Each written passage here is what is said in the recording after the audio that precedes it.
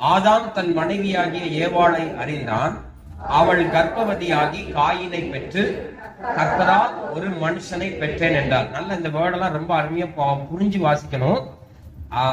அதாவது ஒண்ணு போடுங்க. அவள் கர்ப்பவதி ஆகி காயினை பெற்று கர்த்தரால், யாரால பெற்றாள்? அந்த கிருபையை கொடுத்தது யாரு? கர்த்தர். இதுல பிசாசுக்கும் எதுக்கும் சம்பந்தமே கிடையாது. கர்த்தரால் ஒரு மனுஷனை நான் பெற்றேன் என்றாள். இரண்டாவது வசனம், பின்பு அவனுடைய சகோதரனாகிய ஆபேலை பெற்றாள். ஆபேல் ஆடுகளை மேய்க்கிறவனானான், காயின் நிலத்தை பயிரிடுகிறவன் ஆனான். இரண்டாவது யாரை பெற்றாள்? ஆபேலை பெற்றாள். அதுவும் கர்த்தர் கொடுத்ததுதான், ஆனா அதை விலாவாரியா சொல்லல. அடுத்ததே வசனம் வந்துட்டு ஆபேல் ஆடுகளை மேய்க்கிறவன் ஆனான். நாம பார்க்கிற தொழில்ல எந்த வித்தியாசமும் கிடையாதுங்க. இவன் ஆடு மேய்க்கிறவன் ஆனான், இவன் பயிரிடுகிறவன் ஆனான், அதனால பிரச்சனை அப்படின்னு நம்ம நினைச்சோம். ஆக்சுவலா அது கிடையாது. இந்த உலகத்துல பாருங்க, நான் ஊழியத்தினால பிழைக்கிறேன், இவரு கம்ப்யூட்டர்னால பிழைக்கிறாரு, அவரு லோன் கொடுத்து நிறைய பேரை வாழ வைக்கிறாரு, பிரதர் வந்து ஒரு உத்தியோகம் பாக்குறாங்க. அப்படி ஒவ்வொருத்தரையா சொல்லுங்களேன். நீங்க ஒரு ஹாஸ்டலுக்கு பொறுப்பாளரா இருக்கிறீங்க, அம்மையார் வந்து டாக்டரா இருக்காங்க, அப்படித்தானா? அப்படி ஒவ்வொருத்தரும் எந்த தொழிலும் ஆண்டவருக்கு முன்னானது பின்னானது கிடையாது. நீங்க கூலி வேலை செஞ்சாலும் கர்த்தர் அந்த கூலி வேலையும் கனமான வேலையா பாக்குறாரு. நல்லா கவனிங்க. இது அல்ல மேட்டர். அவன் ஆடுகளை மேய்ச்சான், அவனுக்கு கொஞ்சம் ஆட்டுக்குட்டி பிடிச்சது, அப்படி பின்னாடி பத்திக்கிட்டே அலைஞ்சான், அது அவனுக்கு பிடிச்சதுனால அவன் தொழிலா மாத்திக்கிட்டான். இவனுக்கு கொஞ்சம் பச்சை பசேர்னு பிடிச்சது, கொஞ்சம் விதைகளை தூணா, அது வளர்ந்துச்சு, சாப்பிட்டான், வித்தான், அப்படி ஒரு வேலையை இவன் பண்ணான். சரி, மூணாவது வசனத்துக்கு வாங்க. சில நாள், நல்லா கவனிங்க, இப்படியே போயிட்டு இருக்கு. சில நாள் சென்ற பின்பு காயின் நிலத்தின் கனிகளை கர்த்தருக்கு காணிக்கையாக கொண்டு வந்தான். முதலாவது இந்த தாட் யாருக்குள்ள வந்துச்சு? எங்கேயாவது பைபிள்ல ஆண்டவர் எனக்கு காணிக்கை கொண்டு வான்னு கேட்டாரா? இன்னைக்கு நிறைய யூடியூபர்ஸ் நிறைய பேர் எப்படி இருக்காங்க தெரியுமா? பாஸ்டர்ஸே சொல்றேன், அவர் உங்ககிட்ட தசம் பாகம் கேட்டாரா? பைபிள்ல எங்கேயாவது இருக்கா அப்படின்னு கேக்குறாங்க. நீ காணிக்க கொடுக்கணும்னு பைபிள்ல எங்கேயாவது இருக்கா அப்படின்னு கேக்குறாங்க. இவங்க பிறந்து வளர்ந்ததுக்கு பிறகு எங்கேயாவது ஆண்டவர் காணிக்க கொடுன்னு கேட்டாரா? இல்ல. காணிக்கை என்பது ஆட்டிடியூட். எல்லாரும் சொல்லுங்க. காணிக்கை என்பது நம்முடைய மனநிலையை காட்டுகிறது. ஒருவர் எனக்கு உதவி செய்யும் பொழுது ஏதாயிலும் ஒன்று அவருக்கு நான் செய்ய விரும்புகிறேன். சரியா? இப்ப பாருங்க, சில நேரம் சில காரியங்கள் நடக்கும். நான் சொல்லித்தரேன், இந்த ஆட்டிடியூட கொஞ்சம் புரிஞ்சுக்கிடுங்க. ஒரு குடும்பம் ஒரு ஆட்டோல பிரயாணம் பண்ணும். அந்த வீட்டுல உள்ள ஒரு பொண்ணுக்கு கல்யாணம் பேசியிருப்பாங்க. அதுக்கு நகை 50 பவுன் வாங்கிட்டு போயிருப்பாங்க. ஒரு 4 லட்சம் ரூபாய் ரொக்கம் கொடுக்கறதுக்கு வச்சிருப்பாங்க. இந்த 50 பவுன் நகையும் 4 லட்சம் ரூபாய் ரொக்கத்தையும் தெரியாம அவசரத்துல ஆட்டோல விட்டுட்டு போய், சரியா? இவங்க போய் ரொம்ப பரபரப்பா எங்கேயாவது ஒரு இடத்துல இருப்பாங்க. ஆனா இந்த ஆட்டோக்காரன் என்ன செய்வான்? ஐயையோ, 50 பவுன் நகையும் 4 லட்சம் ரூபாய் ரொக்கம் இருக்க, இதை அப்படியே உருட்டிட்டு போனா வீடு கட்டிடலாமே நினைக்காம அவன் என்ன செய்வான்? இந்த நபர்களை எப்படியாவது தேடி கண்டுபிடிச்சு, இங்க தானே இறக்கி விட்டேன், அப்ப இந்த சிட்டிக்குள்ள தானே எங்கேயாவது இருப்பாங்கன்னு அவன் 4 லிட்டர் பெட்ரோலை போட்டுட்டு தேடுவான். தேடி கொண்டு போய் அந்த ஆளை கண்டுபிடிச்சு, ஐயா என் ஆட்டோல இதெல்லாம் வச்சுட்டீங்கன்னு கொடுத்தா அந்த ஆட்கள் எடுத்து 100 ரூபாயை கையில கொடுக்கும். எப்படி இருக்கும் சொல்லுங்க? அந்த ஆள் நினைச்சுக்கணும், நான் இந்த ஆட்டோக்காரனை ரொம்ப கனப்படுத்துறேன்னு நினைச்சுக்கணும். ஆனா அவன் திருப்ப கொடுத்த பொருளினுடைய அமௌண்ட் எவ்வளவு? 50 பவுன். என்னாச்சு? எத்தனை லட்சங்க? 30 லட்சம் பிளஸ் 5 லட்சம் ரொக்கம். 35 லட்சத்தை கொண்டு கொடுத்த ஒருத்தனுக்கு இவங்க கொடுக்கறது என்னது? 50 ரூபாய் தாளை கொடுத்துட்டு ரொம்ப நன்றி தம்பின்னு. எப்படி இருக்கும் அவனுக்கு? அட போயா, நான் போட்டிருக்கிற பெட்ரோலை 500 ரூபாய்க்கு போட்டிருக்கேன் உனக்காக. இன்னைக்கு நிறைய பேர் தேவனிடத்துல திருப்பி கொடுக்கறது இப்படித்தான். அவர் நமக்கு ஜீவனை தந்திருப்பாரு, இருதயத்தை தந்திருப்பாரு, கிட்னியை தந்திருப்பாரு, டெய்லி சட்னியை தொட்டுக்கிட்ட தந்திருப்பாரு. இதெல்லாம் விட்டுட்டு அவருக்கு வந்து நம்ம எவ்வளவு கொடுப்போம் தெரியுமா? அவர் பாப்பாரு, உன் மனநிலை அவ்வளவுதான். அவர் சொல்லுவான், இந்த 50 ரூபாயை வச்சுக்கிடுங்க சார், நீங்க நல்லா இருங்கன்னு வாழ்த்துட்டு போயிட்டே இருப்பான். அப்படிதானா? So attitude. காணிக்கை என்பது டேனியல் கேட்டு வாங்குறதல்ல, இல்ல சபைக்கு கொடுக்கலன்னா என் தொழிலை உடைச்சுவார் என்பதல்ல. கர்த்தர் எனக்கு என்ன செய்திருக்கிறாரோ அதற்கு நான் மறு உத்தரவாய் என்ன செய்கிறேன் என்று சொல்லுகிறதுக்கு பேர் தான் ஆஃபரிங். சொல்லுங்க, அது சொல்லி வரக்கூடாது. அத உங்களை யாராவது கொட கொட கொட கொட கொடைஞ்சு வரக்கூடாது. பாஸ்டர் பிரசங்கம் பண்ணி நீ காணிக்க கொடுப்பாயானால் சாபம். சில சபையிலாம் ஒரே பிரசங்கமே என்னதான் காணிக்கலாம். நான் இன்னைக்கு சொல்றேன், நம்ம சபையில உங்களுக்கு விருப்பமானால் அவரை கனப்படுத்தினால் அவர் உங்களுக்கு கொடுத்திருந்தால் கொடுங்க, மற்றபடி கொடுக்காம போயிட்டே இருக்கலாம். சரிதானா? சான்ஸே கிடையாதுங்க, அதுக்கு வாய்ப்பு கொடுக்கறது இல்ல. இப்ப பாருங்க, இவனா சில நாள் சென்ற பின்பு காயின் நிலத்தின் கனிகளை கர்த்தருக்கு காணிக்கையாக கொண்டு வந்தான். அடுத்த வசனம் போடுங்க. உடனே ஆவேல் பார்த்தான், அடடடா அண்ணன் காணிக்கை கொண்டு போயிட்டானடா. சொல்லுங்க, இது ஒரு கேரக்டர். சில ஆட்களுக்கு யாராவது செஞ்சாதான் செய்வோம். சொல்லுங்க, யாராவது முந்திக்கிட்டு செய்ய மாட்டான். இவன் ஏதாவது செய்யணும்னா யாராவது ஒருத்தர் முந்தி செய்யணும். ஒருத்தர் செஞ்சாதான் இவர் செய்வார். சொல்லுங்க, இவர் உடனே ஆவேலும் தன் மந்தையின் தலையீற்றுகளிலும் அவைகளின் கொழுமையானவைகளிலும் சிலவற்றை கொண்டு வந்தான். எத்தனைவற்றை கொண்டு வந்தான்? அவனும் ஒன்னும் மந்தையில அப்படி மந்தையா கொண்டு வந்து நிறுத்தல, சிலவற்றை கொண்டு வந்தான். ஆவேலையும் அவன் காணிக்கையும் கர்த்தர் அங்கீகரித்தார். அப்படின்னா என்ன அர்த்தம்? பின்னாடி ஒருத்தனை அங்கீகரிக்கலன்னு அர்த்தம். சரி, இப்பதான் மெசேஜுக்கு வாரு, நல்ல கவனி. இப்போ ஆண்டவர் ஏன் இந்த காணிக்கையில பாகுபாடு காமிச்சார் அப்படின்னு பார்க்கணும். ஓகே தானா? நிறைய பேர் கருத்தை சொன்னீங்க. சாம் பிரதர் சொன்னாரு, நல்ல மனநிலையோட ஆபேல் கொடுத்தாரு, அவர் நல்ல மனநிலையில இருந்திருக்க மாட்டார் அர்த்தம். சிஸ்டர் சொன்னாங்க, கொழுமையானவைகளை அதுல போட்டிருக்க மாதிரி தலையீற்றுகளை கொடுத்தாரு, அதனால ஆண்டவர் அங்கீகரிச்சாரு. அப்ப நான் கேட்கிறேன், காயின் என்ன சூதகத்திற்காக கொடுத்திருப்பாரு? சொல்லுங்க. உடஞ்சி போன பிஞ்சு போன தக்காளி எல்லாம் கூட நிறைய தூக்கி கொண்டு வச்சுக்கிடுவே, ரசம் வச்சு குடியும் அப்படியே கொடுத்திருப்பாரு? இன்னும் அவரும் நல்லதுதான் கொடுத்திருப்பார், ரொம்ப நேர்த்தியான தக்காளியை தான் கொண்டு வந்திருப்பார், அப்படிதானா? பட் ஏன் ஆண்டவர் இதை அங்கீகரிக்கல அப்படின்னா, இதுக்கு நம்ம கையில இருக்கிற தமிழ் பைபிள்ல பாத்தீங்கன்னா, அடுத்த வசனத்தை போடுங்க, நான் இன்னும் உங்களுக்கு விளக்க விரும்புகிறேன். காயினையும் அவன் காணிக்கை அவர் அங்கீகரிக்கவில்லை அப்படின்னே போட்டார். அப்பொழுது காயினுக்கு மிகவும் உண்டா இல்லையா, வருமா வராதா? இப்ப நம்ம சர்ச்சில் நிறைய பேர் வந்து எல்லாம் செய்யலையோ, ஒருத்தரை மட்டும் நான் பாராட்டினேன்னா இன்னொருத்தருக்கு என்ன வரும்?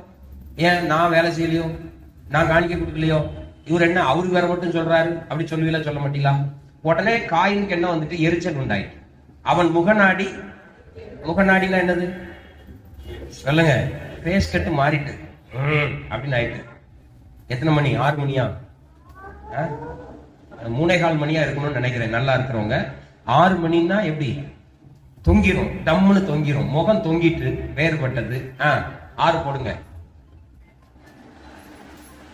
அப்பொழுது கர்த்தர் காயினை நோக்கி, உனக்கு ஏன் எரிச்சல் உண்டாயிற்று?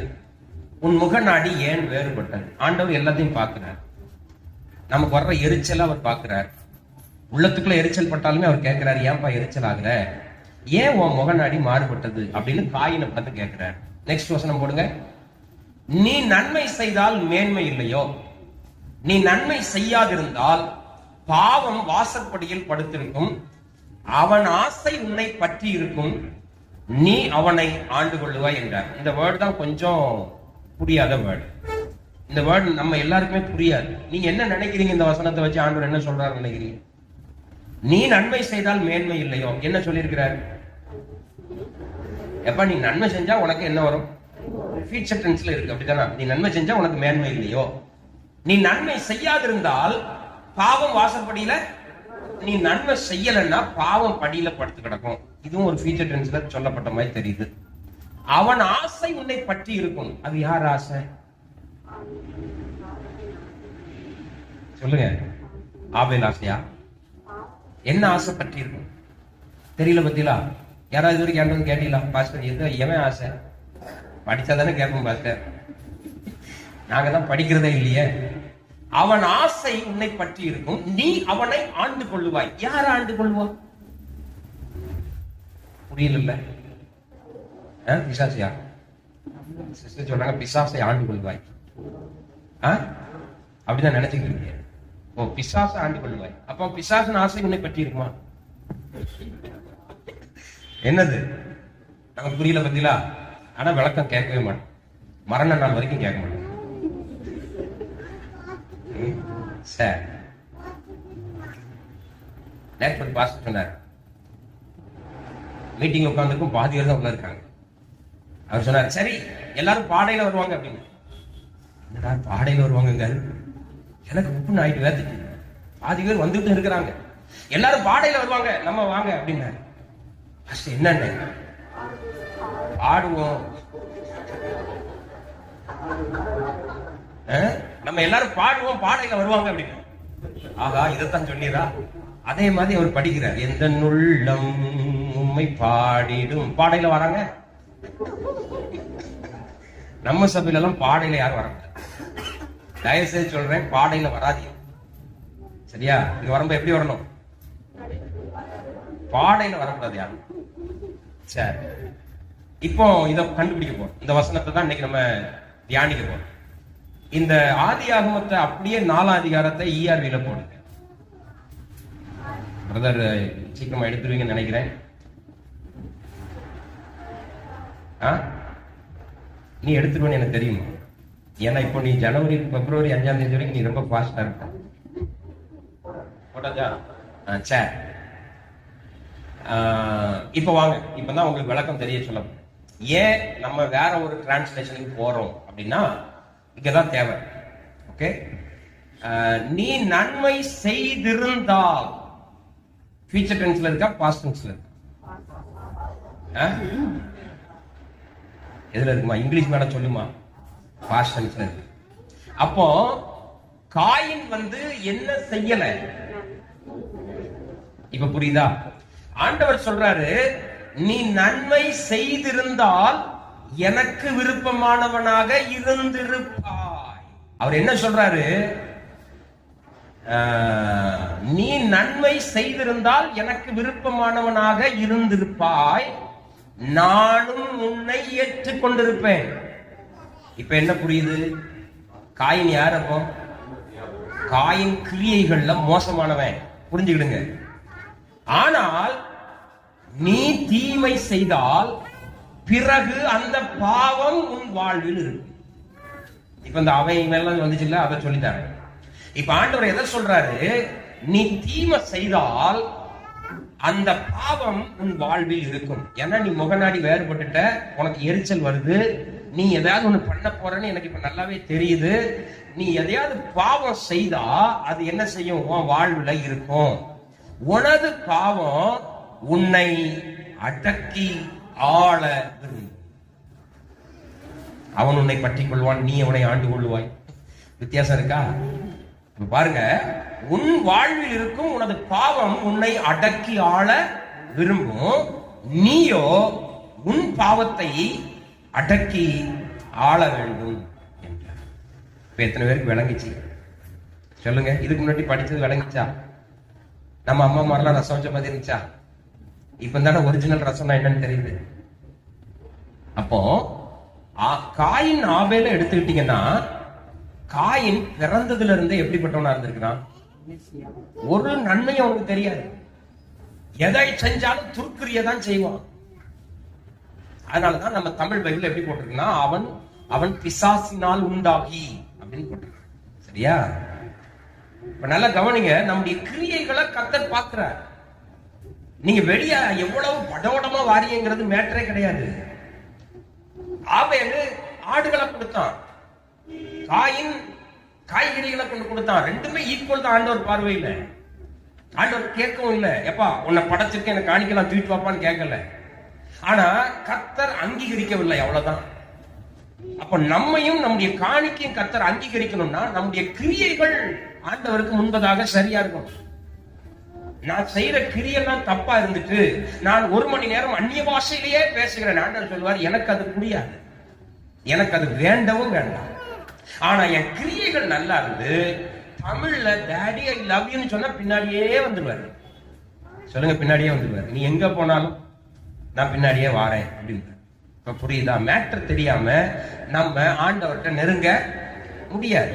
அப்போ இந்த இடத்துல சொல்றாரு, நீ நன்மை செய்திருந்தால் அப்ப நாம செய்யற நன்மைய கர்த்தர் பார்க்கிறார், அதை அறிந்து கொண்டே இருக்கிறார். டேனி எப்படிலாம் நன்மை செய்யறான், அவனுடைய வாழ்க்கையில என்னென்னலாம் திங்க் பண்றான், யார் யாருக்கெல்லாம் அவன் நல்லது செய்யறாங்கிறத பரலோகம் பார்த்துக்கிட்டே இருக்கு.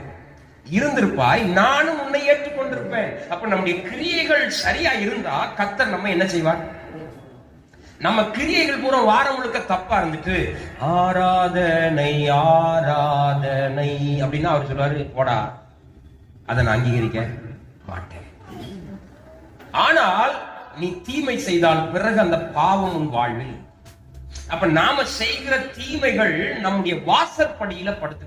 தமிழ் பைபிள் அப்படிதான் போட்டிருக்கு, அப்படிதானா? அப்படி என்ன அர்த்தத்துல போட்டிருக்கு தெரியுமா? இந்த வாசற்படியில என்ன படுத்து கிடக்கிறோம்னா, ஒரு காட்டு விலங்க போல அதை சொல்றாரு. ஒரு காட்டு விலங்கு நம்ம வாசல்ல படுத்து கிடக்கு. இப்போ ஒரு எடுத்துக்காட்டுக்கு, ஒரு சிறுத்தை புலி திடீர்னு உங்க வாசல்ல வந்து படுத்து கிடக்கு. நைட்டு 1 மணிக்கு உங்களுக்கு தெரியுது, என்ன செய்வீங்க? சொல்லுங்க, என்ன ஆகும்? சிறுத்தை புலி வாசல்ல படுத்து கிடக்குன்னா என்ன நடக்கும்? உள்ளுக்குள்ள இருந்து கதவை திறப்பீங்களா? திறந்தவொடனே என்ன ஆகும்? பயத்துக்கு சொல்லல, திறந்த அடுத்த நொடி காலி. அப்போ நம்ம தீமை செஞ்சுக்கிட்டே நம்முடைய வாழ்க்கையில போனா, நாம செய்கிற தீமை நம்மளை எப்போ கொல்லலான்னு ரெடியா படுத்து கிடக்கு. சரியா? அதனாலதான் சொல்றாரு, அது உன் வாழ்வுல இருக்கும், உன் வாசப்படியில படுத்து கிடக்கும். தீமை உன்னை விட்டு போகாது. நீ செய்கிற தீமை உன்னை கொல்லுவதற்கு ரெடியா உட்கார்ந்து இருக்கும். அது என்ன செய்யும்? உனது பாவம் உன்னை அடக்கி ஆள விடும். நாம செய்கிற தப்பு நம்மளை அரசாட்சி பண்ணும், அது நம்மளை ஆளும். நாம தீமை செஞ்சுக்கிட்டே இருந்தோம் அப்படின்னாச்சுன்னா அது ஆதிக்கம் நம்ம மேல வரும். நமக்கு வியாதி வரும், நமக்கு உடைவு வரும், நமக்கு சிதைவு வரும், மரணம் வரும், விபத்து வரும், நாச மோசம் வரும். காரணம் என்ன? இது நம்மை அடக்கி ஆள விரும்புது. நீ கொஞ்சம் சோத்திரம் பண்ணா தலையில ஓங்கி தட்டும். நீ என்ன சோத்திரம் பண்ற, எனக்குள்ள இரு அப்படின்னு. அப்ப நாம செய்கிற தப்பு நம்ம என்ன செய்கிறது? அடக்கி. அதனாலதான் சொல்றோம், ஒரு தப்பு செய்யும் போது வீட்டுக்குள்ள பிரச்சனை வராது. ஆண்டவர் மன்னிப்பார், சரிப்படுத்துவார், பிரசங்கம் கேட்க வைப்பார், திருந்த வைப்பார். சில ஆட்கள் எவ்வளவுதான் பிரசங்கம் கேட்டாலும் நான் செய்யறதுலயே நான் பிரயாணம் பண்றேன்னா ஆண்டோடைய பிரசனம் போயிருமா? அந்த ஆதிக்கம் பிறகு அந்த வீட்டுக்குள்ள வந்துடும். சிலர் மட்டும் ஏன் மனநல பாதிக்கப்படுறாங்க? சிலருக்கு நல்ல ஞானம் இருக்கு, சிலர் செய்யறதெல்லாம் வாய்க்குது, சிலர் செய்யறதே வாய்க்க மாட்டேங்க. அவங்க சொல்றாங்க, கல்லுல மோதின மாதிரி இருக்கு பாஸ்டர், எங்கன போனாலும் முன்ன போனா உதைக்குது, பின்ன போனா எத்துது, சைட்ல போனா கடிக்குது. காரணம் என்ன? ஏதோ ஒண்ணு அதை ஆளுகிறது, ஏதோ ஒரு பாவம் அவனை அடக்குது. நான் தான் உன்னை கண்ட்ரோல் பண்ணுவேன், நான் ஏன் கண்ட்ரோல் ஒண்ணு வச்சிருப்பேன். ரோட்ல போகும்போது மயங்கி உள்ள வைக்குது, ஒரு பள்ளிக்கூடத்துல போய் படிக்க போகும்போது புத்தி இல்லாம ஆக்கிறது. காரணம் என்ன? பாவம் உன்னை அடக்கி ஆள விரும்பும். அதனாலதான் பாவத்துக்கு விரோதமா இயேசு வந்து சொன்னார், மனம் திரும்பு, நீ செய்யற பாவத்திலிருந்து வெளியே வா. ஆனா இன்னைக்கு நமக்கு இருக்கிற சிக்கல் என்னன்னா, நம்ம செய்யற பாவம் எதுன்னு நமக்கு தெரியல. புரியுதா? இந்த பாடையில வந்தீங்க இல்லையா, அது யாருக்கா தப்பா தெரியுதா? பாடையில வருவிய, பாடையில போவிய, யாருக்கும் தப்பா தெரியாது. ஏன்னா நம்ம அதை பழகிட்டோம். அந்த பாவம் நம்மளை அடக்குது. பாருங்க, நல்லா இருக்கிற பிள்ளைகளுக்கு என்னைக்காவது முன்ன வந்த பிள்ளைகளுக்கு தண்ணி தேவை எடுக்கா? அதுகளும் பிள்ளைகள் தானே, உயிர் தானே. ஆனா சிலருக்கு மட்டும் வந்து உட்கார்ந்து 1/2 மணி நேரத்துல தண்ணி தாங்க அப்படி எழுப்பி வெளியே போகும். சிலருக்கு வந்து உட்கார்ந்து 1/2 மணி நேரத்துல அப்படியே பாத்ரூம் போற மாதிரி ஒரு ஃபீல் அப்படி பிசாசு வீசுவான். காரணம் என்னன்னா அவன் அடக்கும். நீ என்ன ரொம்ப நேரமா பிரச்சனை கேட்கிற, பாத்ரூம் ரெடியா இருக்கு, அங்க ஒருத்தர் ஒன்றும் போகல, சாவி வேற தங்குது, நீ தானே போகணும், நீ போனா தானே கெட்டினதுக்கு அர்த்தம். உடனே இந்த ஆளு, ஆமா நான் போகலன்னா பாத்ரூமே ஒண்ணுக்கெல்லாம் பேருமே, அங்க யாரு தண்ணி ஊத்துவா, எடு சாவிய போ.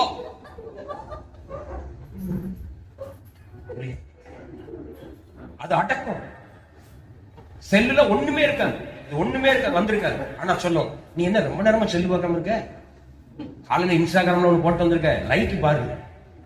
இங்க பிரசங்கம் மும்முரமா போயிட்டு இருக்கோம், பிசாசு உங்களை ஆளும். நீங்க சொல்லுவீங்க, பாஸ்டர் டேனியல் அவன் குப்பை கிடக்கான், இருக்கு பையன், அவன் விளங்குவானா, நீ அவனெல்லாம் பார்க்காத, உனக்கு பாரு, லைக் வருதான்னு பாரு, முன்னேற பாரு. உடனே செல்போன் எடுத்து அப்படியே பாக்குறது. அப்படியே பிற பார்த்தா ஒரு கால் வந்த மாதிரி தெரியும், ஒரு மிஸ்டு கால் கிடக்கும், அப்படியே போயிடுது. ஏதோ ஒண்ணு உங்களை அடக்குது, ஏதோ ஒண்ணு உங்களை ஆளுது. சும்மா ஒண்ணு இதெல்லாம் நடக்கல. ஏன் மேக்ஸ் மண்டைக்குள்ள வர மாட்டேங்க? எவனோ ஒருத்தன் ஆளுறான். ஏன் நம்மளால படிச்சு முன்னேற முடியல? ஏன் குடும்ப வாழ்க்கையை ஒழுங்கா சரியா நடத்த முடியல? ஏன் பலனா வாழ முடியல? எவனோ ஒருத்தன் நம்மளை அடக்கி ஆள விரும்புது. உங்களை குளமடிக்க விரும்புறான். காரணம் என்ன? நாம செய்கிற தவறு. நாம தவறுக்கு மேல தவறு செய்யும் போது அது நமக்கு மேல என்ன கொண்டு வருது? ஆளுகையை கொண்டு வருது. சில நேரம் நாங்க பிசாசு வர இயேசுவின் நாமத்தினால போ அப்படிம்போம். எங்களுக்கு அந்த தைரியம் கிடையாது. எங்க மேல இருக்கிற காலிங் அதை செய்யும். நானா வெறும் பிசாசு விரட்ட போனேன்னு வெறும் தேவையெல்லாம் மிதிச்சு போடுவோம், தூக்கி போட்டு துண்டக்கானும் துணியக்கானும் ஓட வச்சிடும். ஆனா ஒன்னே ஒண்ணு, ஆண்டோடைய நாமத்தை சொல்லும் போது அது சொல்லும், இவனுக்குள்ளதான் இவ்வளவு இருக்க, என்ன ஏன் போ சொல்றாங்க? அப்ப அதுக்கு என்ன இருக்கு சொல்லுங்க. நீங்க நல்ல அருமையான சத்தியத்தை சொல்லி தரேன். சிலருக்கு பிசாசு ஏறவே விடாது. சில ஆட்களுக்கு எல்லாம் இப்ப அந்த பேங்க் கவுண்டருக்கு முன்னாடி வச்சிருப்பான் தெரியுமா, மதிய நேரம். என்னது? அதுவும் நம்ம எழுதும் போதெல்லாம் உட்கார்ந்துருப்பான். அப்படிதானே? நம்ம எழுதிட்டு கையில கொண்டு கொடுக்கும் போது உணவு இடைவேளை எரிச்சல் பொத்துக்கிட்டு வரும். எப்பண்டா சாப்பிட்டு வருவ சொல்லுங்க. சில ஆட்களுக்கு பிரசங்கம் பண்ணும் போது போட வச்சுப்பான், இப்போ ஒரு வார்த்தை கேட்டுறாத, அவன் தப்பு தப்பா சொல்லிட்டாரான், நீ நல்லா தூங்குமோல, நீ இப்போ கேட்டீன்னா செத்த நீருவான். யாருக்கெல்லாம் பிரசங்கம் பண்ணும் போது அப்படியே கிறக்குதோ மதிய இடைவேளை வச்சிருக்கான்னு அர்த்தம். நீங்க எவரா இருந்தாலும் சரி, நானா இருந்தாலும் சரி, பிரசங்கத்துல கிறக்குதா, எனக்கு மதிய இடைவேளை போட்டிருக்கான், நான் எங்கேயோ பாவத்துல சிக்கிறேன்னு அர்த்தம். வார்த்தை வரும்போது என்னால உட்கார முடியலையா, எனக்கு ஏதோ ஒரு ஆளுக இருக்குன்னு அர்த்தம். நல்ல கவனிங்க. நீ வருத்தப்பட்டாலும் பரவாயில்ல சொல்றேன். அந்த ஆளுக நம்மை அடக்க விரும்புது. அதனாலதான் பவுல் சொல்றாரு, நான் நல்லது செய்ய விரும்புறேன், ஆனா எனக்குள்ள நல்லது செய்யறது இல்ல. நான் நல்லது செஞ்ச நினைச்சாலும் ஏதோ ஒண்ணு தெரியாம நான் தீமை செய்ய வைக்குது. பாவம் எனக்குள்ள ஆளுகை செய்யுங்கிற. அப்ப நாம இந்த ஆளுகையை விட்டு வெளியே வரணும். எல்லாரும் சொல்லுங்க, அடக்கி ஆள விட கூடாது. என்ன அவன் அடக்க கூடாது. அதுதான் அடுத்த வார்த்தை சொல்றாரு, நீயோ உன் பாவத்தை என்ன செய்யணும்? அடக்கணும். அடக்கணும். நல்ல வார்த்தை வரும்போதுதான் போய் மரணமே. விவரமானவங்க பழச்சுக்கிடுங்க. ஆண்டவர் சொல்றாரு, அதை அடக்கி ஆளு. உனக்கு தூக்கம் வரும், சொல்ற வார்த்தை காதுக்குள்ள ஏறாது, உன் புத்தி கூட இப்ப வேற எங்கேயோ இருக்கும். வர்ற வழியில அந்த சவுளி கடையில கலர் கலரா ஒரு சேலை தொங்க விட்டான போகும்போது கிடக்குமா அப்படின்னு பிசாசு சொல்லும். நீங்க சொல்லணும், அந்த சவுளி கடையே வேண்டாம் சாமி, எனக்கு வார்த்தை வேணும். நான் பாவத்தை அடக்கணும், ஆள வேண்டும். ஆண்டவர் சொன்னார், அடக்கி ஆள. இல்லையா? இன்னைக்கு அந்த கிருபையை கர்த்தர் உங்களுக்கும் எனக்கும் தரணும். சில காரியத்தை நான் நோன்னு சொல்லணும். அப்படிதானா? செஞ்சுவிட்டு கிருபைய மாறாத நல்ல கிருபைய அப்படின்னா அங்கீகரிக்க மாட்டேன்னு பாரு. புரியுதா? இதான் மேட்டர். பாவத்தை அடக்கி ஆள வேண்டும் என்றார். அடுத்த வருஷம் போடுங்க. காயின் பாத்துங்க, இவ்வளவு பிரசங்கம் கேட்ட பிறகு காயின் என்ன பண்ணாரு? தனது சகோதரன் ஆபேலிடம் வயலுக்கு போவோம் என்றான். அவர்கள் வயலுக்கு போனார்கள். அங்கே காயின் தன் தம்பியை தாக்கி கொலை செய்து விட்டான். நல்ல கவனிங்க, எவ்வளவுதான் பிரசங்கம் கேட்டாலும் காயின் தான். ஆண்டவரே நின்னு பிரசங்கம் பண்ணியுமே காயின் கேட்கலைய. டேனியல் பிரசங்கம் பண்ணியா, நான் கேட்க போறேன். வந்துட்டா வழி. அவரே பேசினார் நேரடியா, எப்பா நீ நிறைய தப்பு பண்ணிக்கிட்டே இருக்க, அதனாலதான் நான் உன்னை அங்கீகரிக்கல. நீ நன்மை செய்ய, உன்னை நான் அங்கீகரிக்கிறேன். உன் பாவம் உன்னை அடக்கி ஆள விடாத, நீ அதை அடக்கு அப்படின்னு சொன்ன பிறகு ஐயா போய் போட்டு. புரியுதா? விளங்குதா?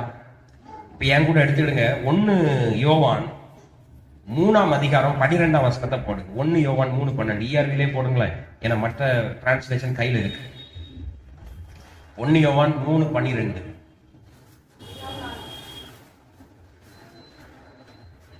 வந்துட்டான்னு பார்ப்போம். மற்றவங்க எடுத்திருப்பீங்கன்னு நினைக்கிறேன் பைபிள்ல. இங்கே வந்துட்டு 1 யோவான் 3:12 காயினை போல இராதீர்கள். எல்லாரும் இங்க கவனிங்களேன், உங்க பைபிள் இருக்கட்டும், எடுங்க, சீக்கிரம் எடுக்கணும், ஏன்னா எடுத்து பழகணும். 1 யோவான ஆதியாகமத்து பக்கத்துல சொல்லான்னு தேடிட்டு இருக்கு. அதை இயேசுடைய 2ஆவது வருகைக்கு பிறகு மாற்றி தருவாங்க. சரியா? ஆதியாகமத்து பக்கத்துல வச்சுக்குவோம். அங்க இல்ல, அவர் இங்கே இல்லை அப்படின்னு இருந்துச்சார். காயினை போல இராதீர்கள். எல்லாரும் சொல்லுங்க, காயினை போல இராதீர்கள். காயின் தீயவனுக்கு உரியவனாக இருந்தான். தீயவன் யாரு? பிசாசு. சரியா? நீங்க உங்களை பார்த்து நான் கேட்கிறேன், நீங்க தீயவனுக்கு உரியவர்களா நல்லவருக்கு உரியவர்களா? தேவனுக்கு உரியவர்களா இருங்க. அவன் தீயவனுக்கு உரியவனாக இருந்தான். காயின் அவனது சகோதரனை கொன்றான். ஆனால் காயின் அவனது சகோதரனை ஏன் கொன்றான்? ஏன் கொன்றான்? சொல்லுங்க. காயின் செய்தவை தீயனவாக இருந்ததாலும் அவன் சகோதரன் செய்தவை நல்லனவாக இருந்ததாலுமே விட வந்துட்டா. அப்ப காயின் செய்தது பூரா என்னது? யோசித்து பார்ப்போமே. காலையில இருந்து ஒரு லெட்டர்ல ஒரு பேப்பர்ல எழுதுங்க, என்னெல்லாம் செய்யறோம் சொல்லுங்க. என்னெல்லாம் செய்யறோம்?